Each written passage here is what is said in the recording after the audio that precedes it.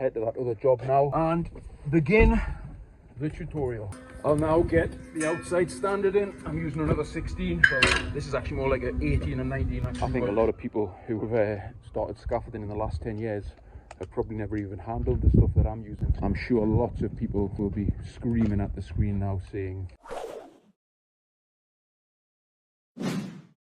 just in the process of taking this scaffolding down, but I thought for this week I'm going to do something a little bit different because, to be honest, I'm getting a bit bored of making the same old videos because all my work at the minute is pretty straightforward. I'm putting it up, taking it down, putting it up, taking it down. There's nothing really interesting, in all the jobs I've got are, like I said, just pretty basic, straightforward ones. So I'm going to finish getting this down. I've got the rest of this back and then I've got the front to do as well.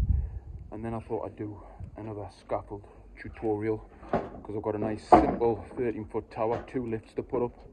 So I thought I'd do like a real-time tutorial how I would do it. Just maybe if there's anybody out there who's fancied giving scaffolding a go, or they've got access to material,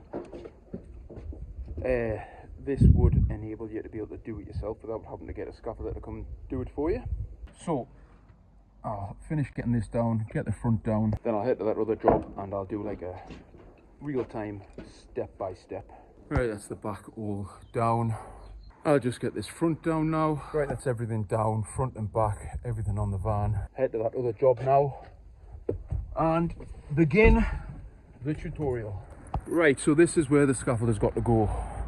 From that corner, about, I think he said about 12 foot, but I'm just going to make it, I'm going to take it up to where that satellite dish is, and it's just to repoint this whole section here. You can see the big crack there, but apparently he's going to be repointing the whole lot. So he's going to need 2 platforms, 2 meters and 2 meters. So first thing you've got to do is decide what length tubes you're going to use. So like I just said, it's going to be 2 meters and 2 meters. So the top platform is going to be 4 meters high. But for all of the outside standards, because they have to catch the handrail, you need to use something that's longer than 4 meters. So 5 meters will do. So I'm going to use 16s for all of the outside standards. So first thing you want to do is stand your first 2 standards up. Like I say, I've used 16-foot tubes so that when the top platform is in, you'll still have enough sticking up to put a handrail on.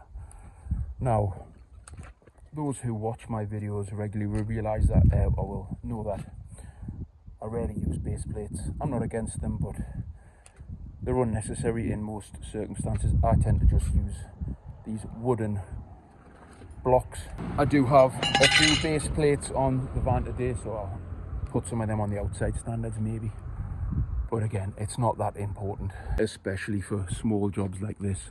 The leg load coming down these standards is never ever going to be enough to do any damage to those sole pads. Now, like I said before, this scaffold is for repointing, which means they're going to be grinding out all of this mortar and putting new stuff back in. So I'm going to set the standards 10 inches off the wall, and there won't be any inside board on it. It'll just mean that whoever's working on it has got good kind of access to the face and get tools in to grind out and to repoint, etc. If there was going to be an inside board, I'd be setting that to 12 inches off.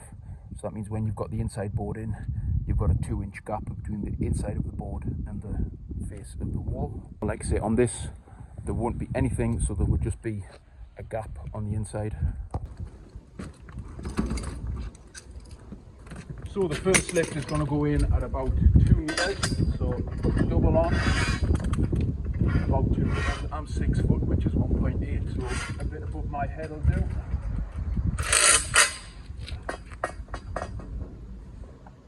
Got to be careful when you're using longer standards to base out that they don't fall down, especially when you're by yourself. Get this roughly the same height. It's also good if you've got things like a satellite dish there, you can just rest the tube against it. I'll then put my ledger in.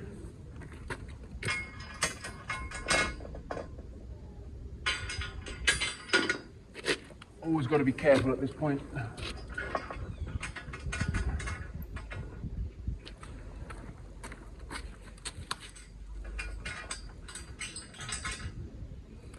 especially when you're by yourself. Normally I'd have a couple of people so they could be at each end. I always then lean a couple of tubes in against the scaffold just to keep it pressed in. That tube isn't anywhere near level, so that wasn't a very good guess on my behalf, so I now need to level that inside ledger. I just nip the fronts of the doubles up first though. Get them roughly level.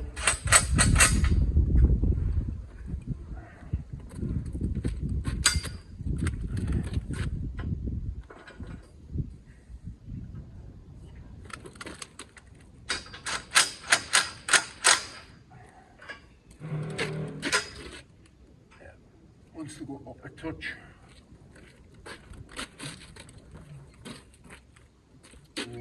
pull this side down a touch.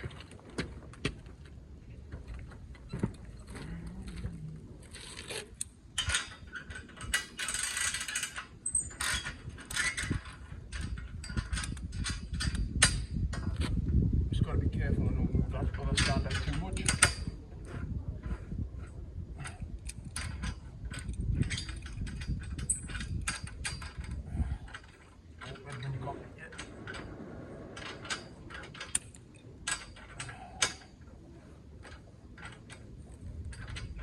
Doesn't help having shitty fittings.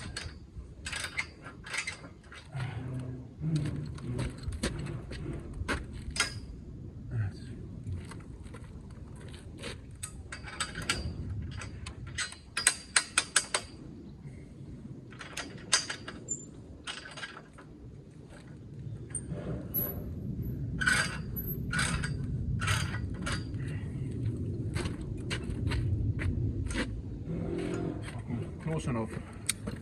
Now there's lots of ways to do the next bit. The way I prefer, because I work by myself, is putting a strap in across here, all that kind of waist height, and then dropping the outside standards in. There's 3 or 4 different ways you can do this. Some people put a butt to get your inside distance, then they'll put a 5 foot across on clips and drop a stand in like that. Like I say, it's just personal preference, but this is how I do it working by myself. So I've got this 5 foot that I'm going to use as a strap. That double is set 10 inches from the end. That's going to go against the wall. If you remember, I set that 10 inches off the wall, so when I put this in, I can level the inside standard. So again, this is the way I do it. There's lots of ways to do it.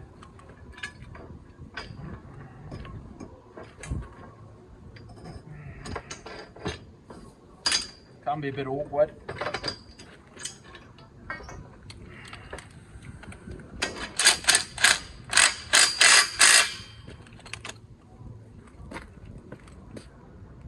I always have it so the tube is slightly off square, because when I put that one in, it's going to twist round. So now this is in, and put the level on here. And it will be pretty much level because I set the bottom at 10 inches as well, but it wants to come out slightly, so you just tap the bottom like so. Then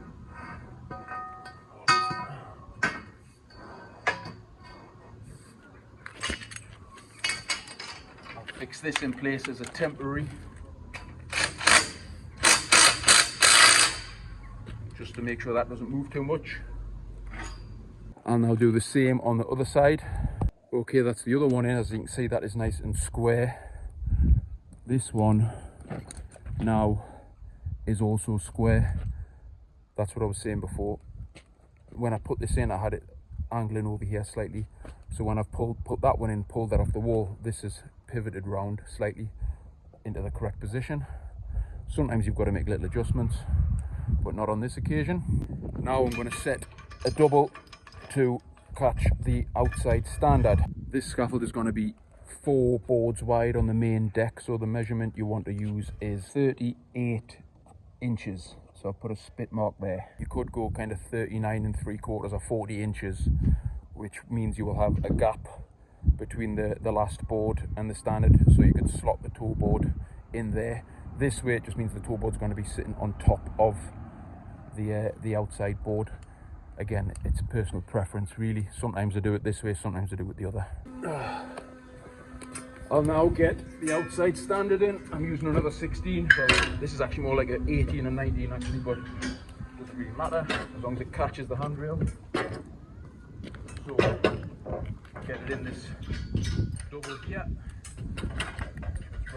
square, and then just level this in left to right and front to back.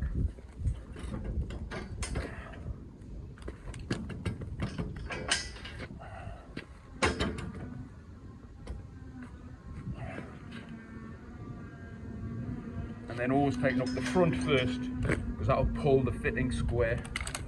And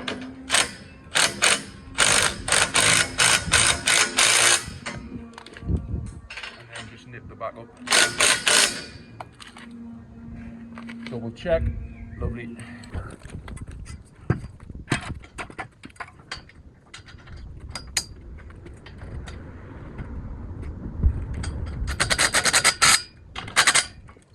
Now I need to get another couple of doubles on these standards to put the outside ledger in, or I could put the inside standard in. So that's them doubles on, 2 for the outside ledger, 1 for the middle standard.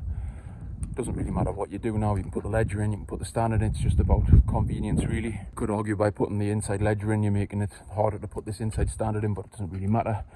And the other point that a lot of people are always going on about is having this ledger on the inside. So it means you can just walk the standards into the outside.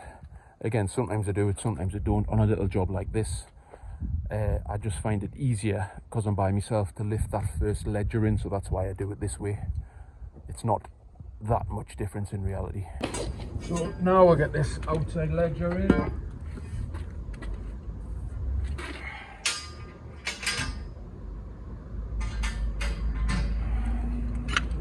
Put it in the gate.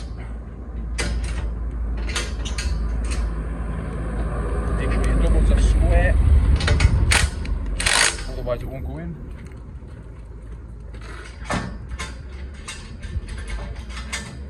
Then need to level from the inside ledger to the outside ledger. That's perfect. And I just like to nip the front up.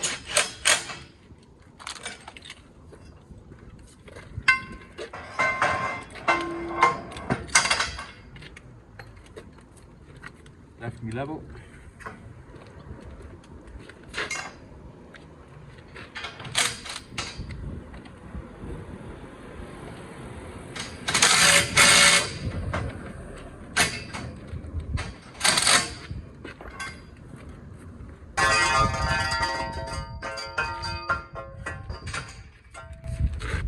Again, you can see it's not really that much hassle.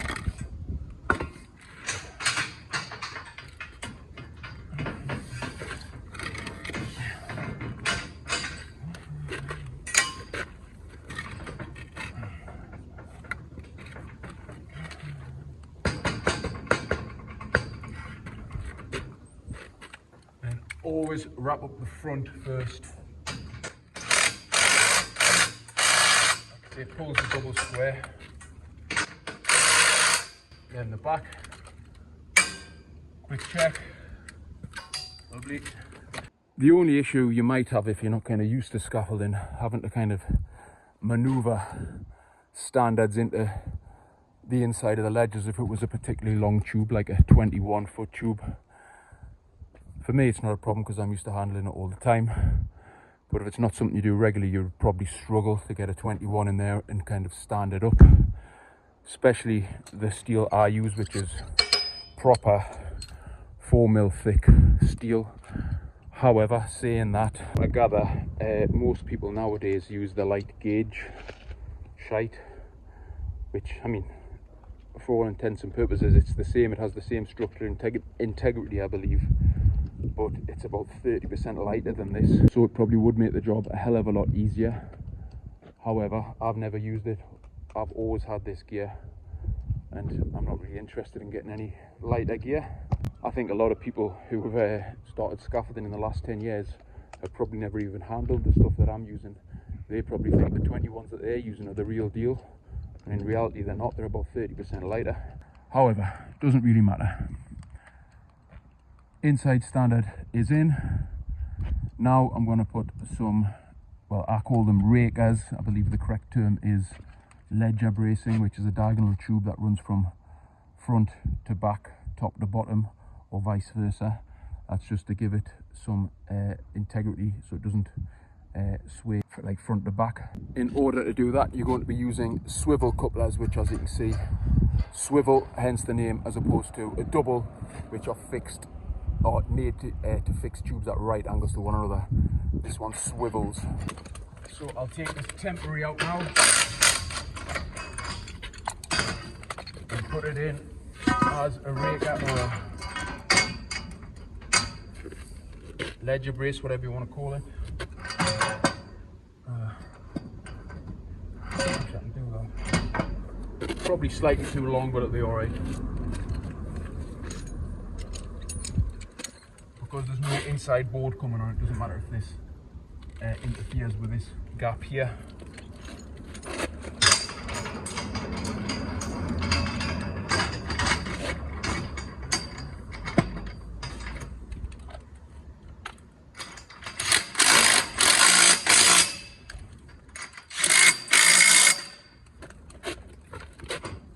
I just like to give it a bit of cushion to the wall and then tighten the front up. What I was saying there before is if there was an inside board going on, that would be no good, because the inside, that would interfere with the inside board sitting on the inside of that transom there. And another 16-foot tube for this final outside standard.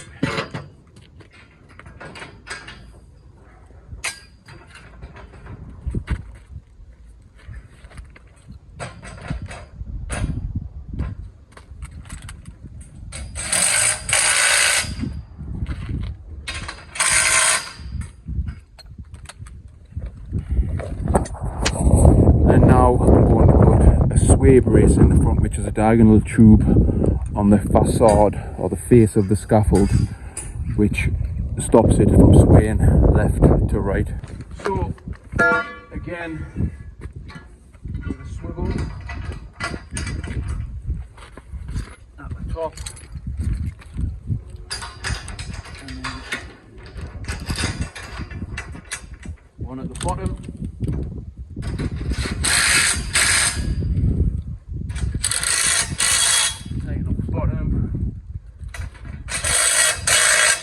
Tighten up the top, and now, because this is fixed, I can now level this standard left to right. As it happens, it's perfect. I'll just tighten it up. If you remember, I just nipped it up before. Double check the back. Same on this side. That one is not level, so just come over slightly.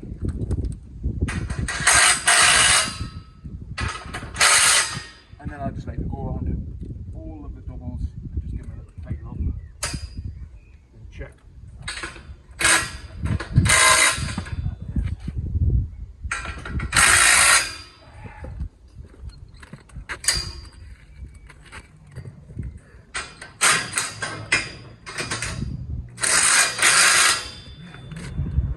And now I'm going to fix these, what we call transoms down.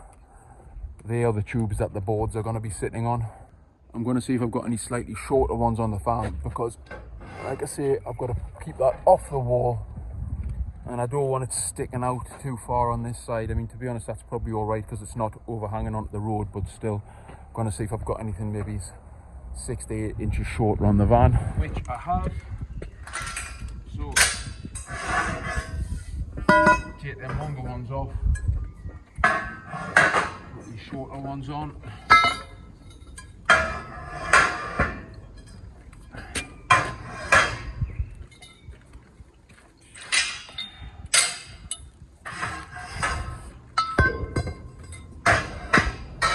Lovely.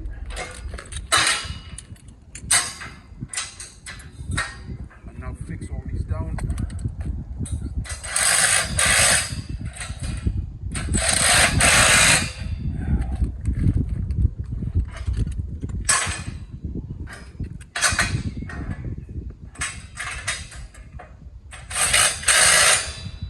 sure I maintain the gap on the inside.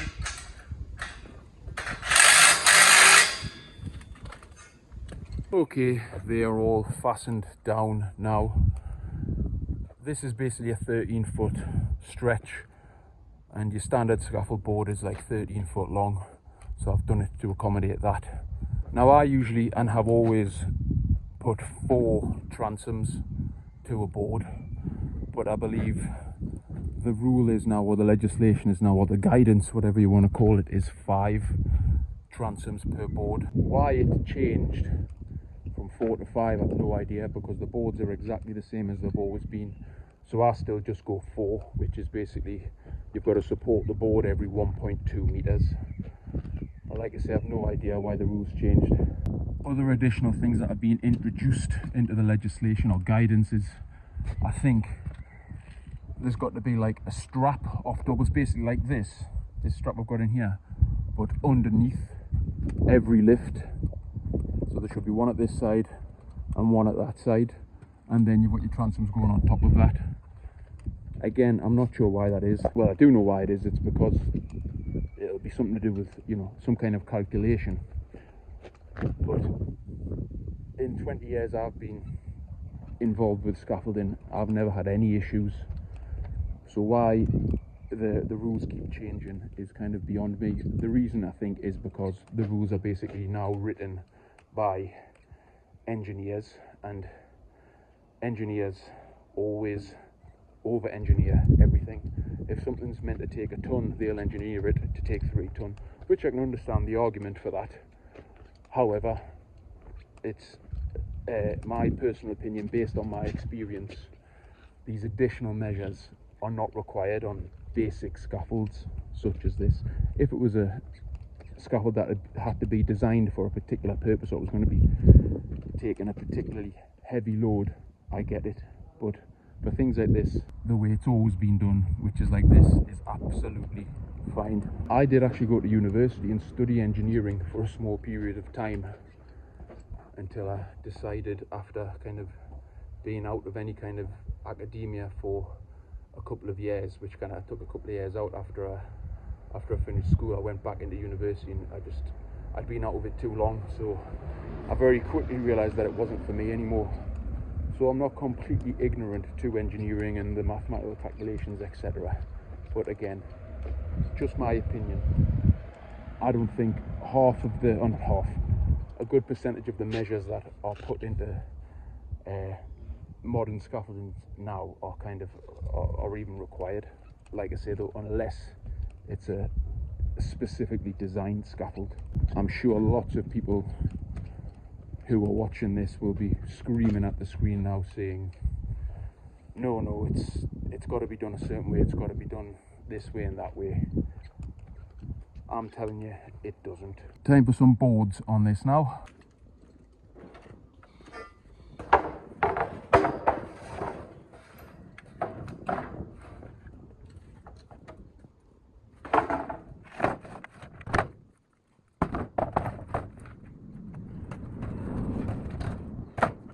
That's the 4-board main deck on, and like I said, it's a snug fit between the 2 standards. So that's the first working platform. I'll now put another working platform in 2 meters above that. Right, I've got everything I need where I can get my hands on it to put this next lift on. As you can see, that's why I left the gap, so you see he can get in and do whatever he needs to do from below. So I've put 4 doubles on the standards to carry the 2 next ledgers. The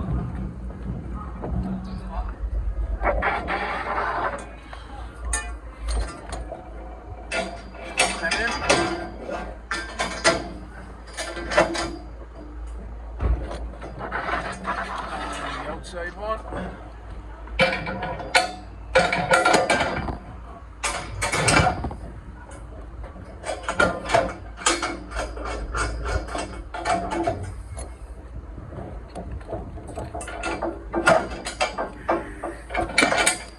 Level the inside first. You could just measure when you put your doubles on from the deck up and but such a small job, I rarely do that, and because I've done this so many times. Yeah, I showed you. Nice. That's absolutely spot on.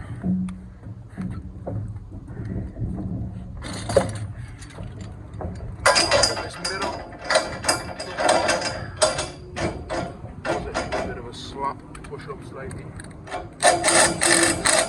It's the only problem when you're this close to the wall, you kind of get your drill in.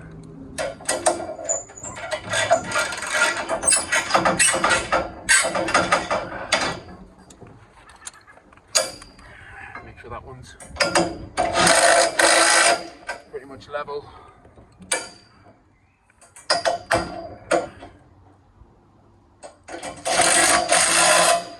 Do the other ones.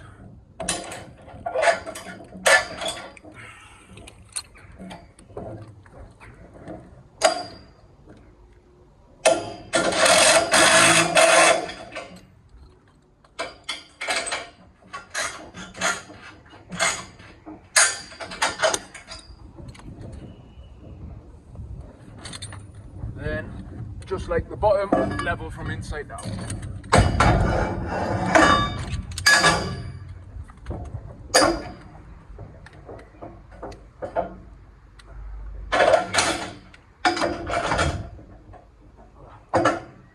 Blinded by the sun here.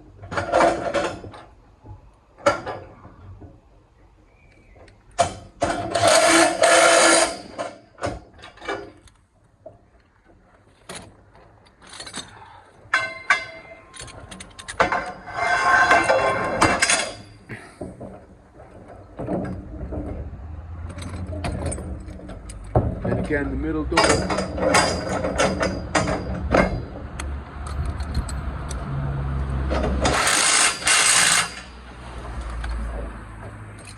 Now I'm going to put the sway brace in on the front to level all these outside standards left to right.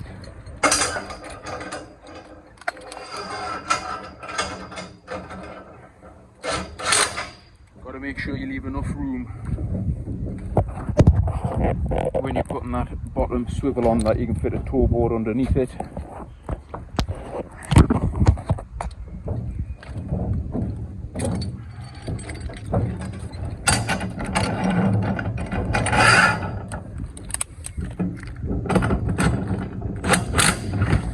You're going to be chasing the braces up, so it goes from bottom to top, then we're going to be going bottom to top.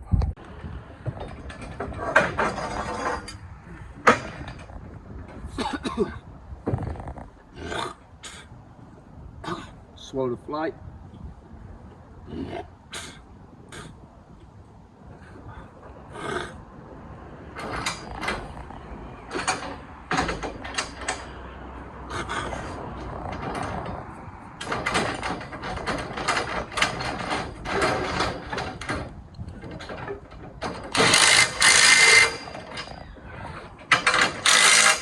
Tighten the bottom up.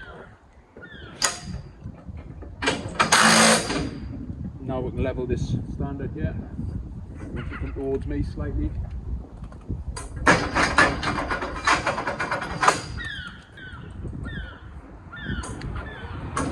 I'll wrap the swivel up.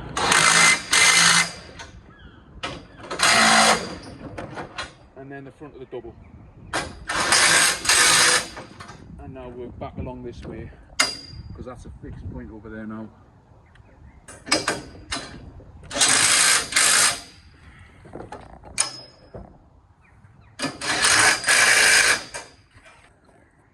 Now I'm going to put another raker in or ledger bracing in. So from a swivel here, instead of going onto another swivel here, I'm going onto a double on the ledger.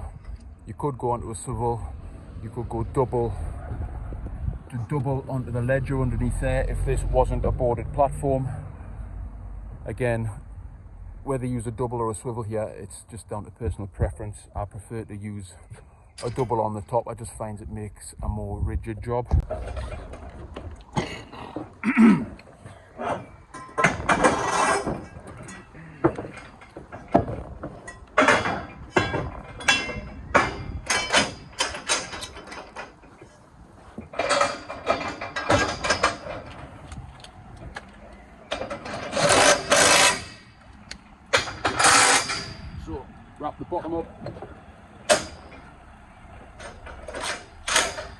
nip the back of the double up there.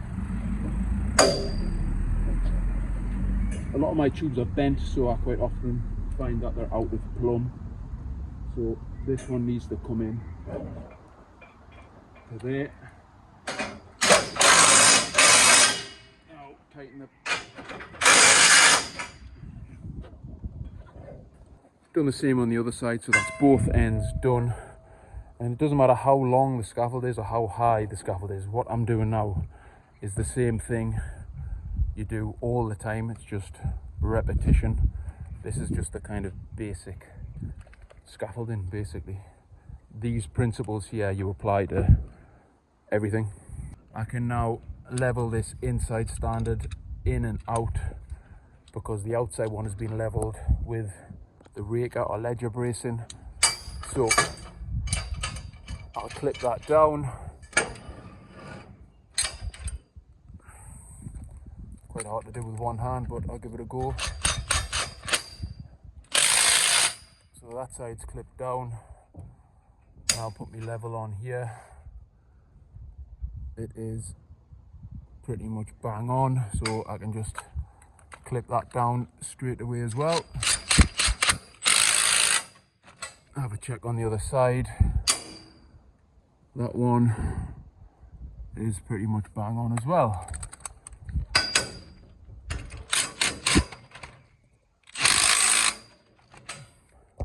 Now we just fill in the middle with some more transoms.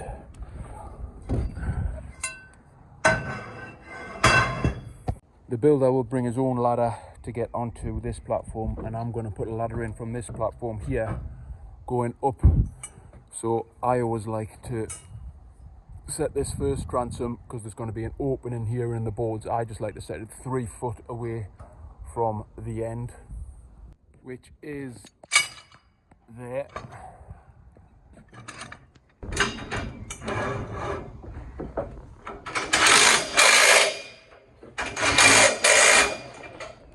Then just fix the rest down. Got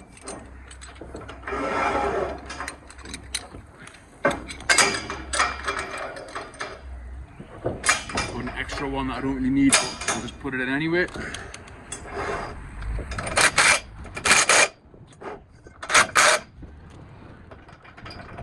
Thought I was one clip short then, but I was using that to hold the camera before.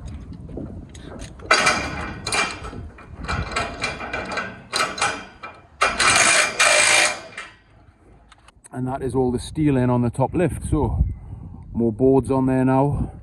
This obviously all still needs hand railing, but again, the difference between me working by myself and when you have squads of men, they'll probably hand rail it as they go up. I like to leave the hand railing till last because sometimes it can interfere with me getting gear higher up.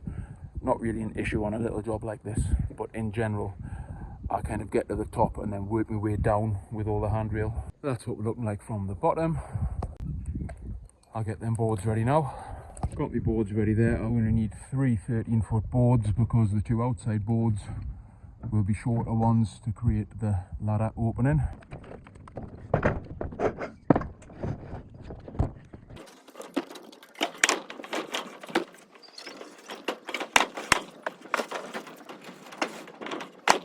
Okay, all the boards are on the top there. Got some handrail ready for the top. I've also got my fittings and everything else ready up there. I've put this single handrail in here just to help us climb up. Up on the top here, those inside standards I was banging on about at the beginning weren't long enough after all. I should have just put 20s in. Anyway, so I need to top off these 2 ends, which I've got some 5 foot here, 1 in here,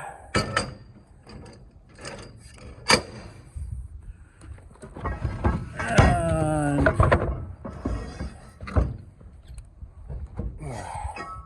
1 in,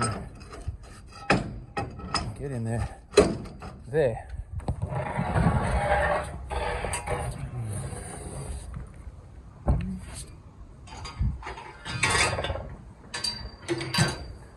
I'm just putting 16s in for the handrail. They only need to be 13s, but 16s that I can reach from this top lift and pull them straight up, so it's easier for me.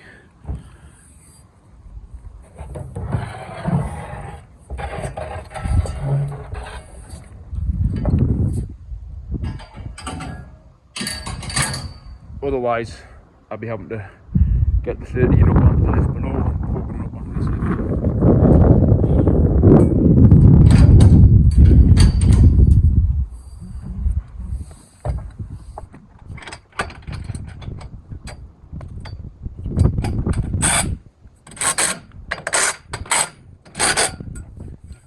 Another thing I've just thought of there, just put the stop end handrails in there. Now I think that you're not meant to put clips on these anymore. It all has to be double to double, which again is a relatively new legislation. And again, I'm not really sure why. You're just making something that was already safe even safer. But you know, like I said, that's how it goes. Right, that's all the handrail on there. Because this scaffold is completely freestanding, meaning that nothing is touching the wall at all, it does have a little bit of movement in it. So in order to stop that, I've just done this little situation here. So I've just sailed this top handrail through, and there's the smallest of ridges on the end of this roof, and I've just butted a clip up either side of that, and it just makes it solid, the scaffold, and it's not doing any damage to the roof because it's only the flat edges of the clips that are pushing against this, and this is stone. And then it's just the toe boards to go on.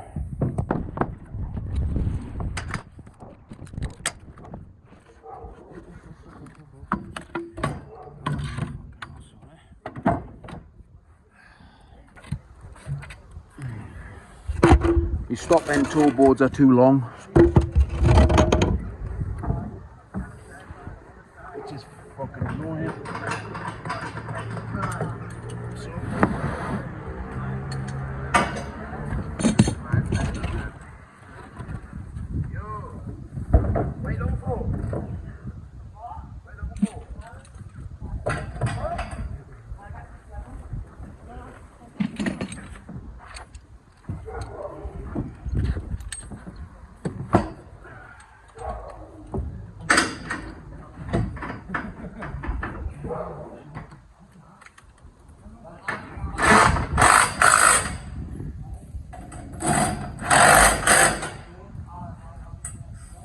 Gonna have to cut that last stop end toe board in, then I'll just get the bottom lift, all the handrails, put that ladder in, and that is that all complete. You could argue it should have a ladder gate on and a trapdoor. I never ever use them. I never have any issues from builders requesting them. Whenever I have used them, without fail, 100% of the time I come back to the job, the ladder gate will be tied open, rendering it completely useless, and the ladder hatch will be in the up position, rendering that completely useless. So that's why I never use them. You could say it should have stop end toe boards on the bottom, which again, in theory, if you're doing everything by the book, by legislation, yes, it should. But I mean, one, I haven't got them on the van, to be honest. Two, it's about 6 foot off the floor. The chances of anybody being this close to the scaffold and something falling on their head is extremely slim. I realise that's not a good way to look at things, but like I said, I don't have any on the van. So that's that. There you go. All done.